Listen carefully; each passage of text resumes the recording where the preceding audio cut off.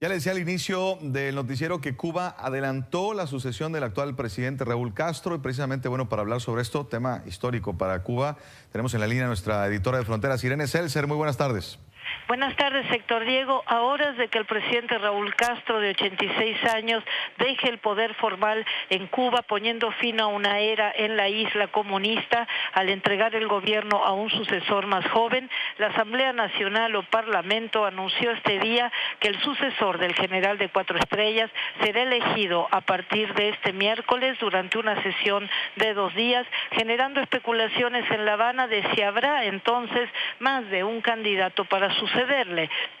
La prensa cubana hablaba hoy así de posibles sorpresas, cuando hasta ahora el nombre más ocurrido en la sucesión es el del civil Miguel Díaz-Canel, de 57 años y vicepresidente de Cuba desde hace 5 años, que nació después de la revolución de 1959 protagonizada por Fidel Castro, a quien Raúl sucedió a partir de 2006 tras la enfermedad del abogado y líder cubano, quien murió, recordemos, hace 2 años. Así, los 605 diputados del nuevo Parlamento, elegidos en marzo anterior, definirán la mesa directiva con vistas al histórico relevo cuando Raúl Castro dé finalmente un paso al costado, dejando la presidencia, como se prevé hasta ahora, este jueves 19, un día elegido precisamente por ser el 57 aniversario de la victoria de Bahía Cochinos en Playa Girón, cuando Estados Unidos en 1961 sufrió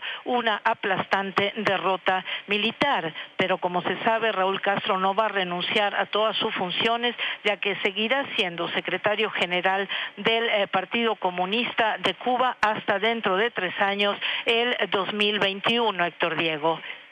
Transición lenta, una transición de muchos años, en donde, bueno, este siguiente paso, los Castro dejan el poder, como tú dices, no del todo, pero bueno, al menos le dan pie a pues, gente más joven y que no es de la familia Castro, y esto quizá pues vaya abriendo poco a poco y mejorando en algunos rubros, pero desde luego de manera lenta para que se hagan las cosas bien. En efecto, sin embargo, hay que recordar que parece claro que el cambio de presidente no es un cambio de sistema, ni de partido, ni de proyecto, aunque ciertamente la presión por una mayor apertura en la isla está latente y presente en Cuba, no solo de parte de la oposición militante anticastrista, sino de parte de las nuevas generaciones de cubanos que aspiran a una mayor democracia. Y por el otro lado, de resultar electo Díaz-Canel, un ingeniero electrónico de bajo perfil, deberá enfrentar la nueva dinámica, por cierto, en las relaciones entre Cuba y Estados Unidos, impuesta por Donald Trump después de la breve primavera vivida entre Estados Unidos y Cuba, gracias al acercamiento protagonizado, recordemos, por el expresidente Barack Obama y Raúl Castro, que permitió en los hechos un levantamiento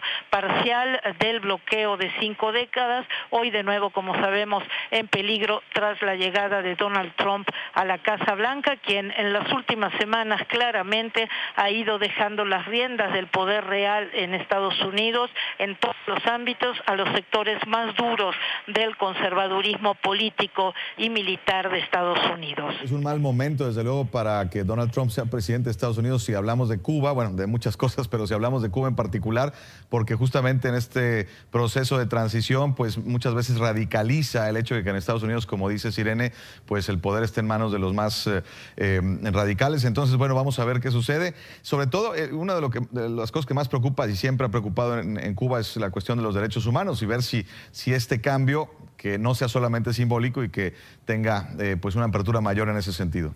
En efecto, al respecto, Amnistía Internacional emitió hace unos momentos un comunicado, un mensaje, un pronunciamiento en donde dice que confía en que la llegada de un nuevo liderazgo a Cuba pueda abrir espacios de diálogo, como dice Amnistía, un primer paso para resolver restricciones a la libertad de expresión y asociación en la isla, que a su vez repercuta en otras áreas de los derechos humanos. Esto es lo que acaba de decir ante el relevo en Cuba Amnistía Internacional.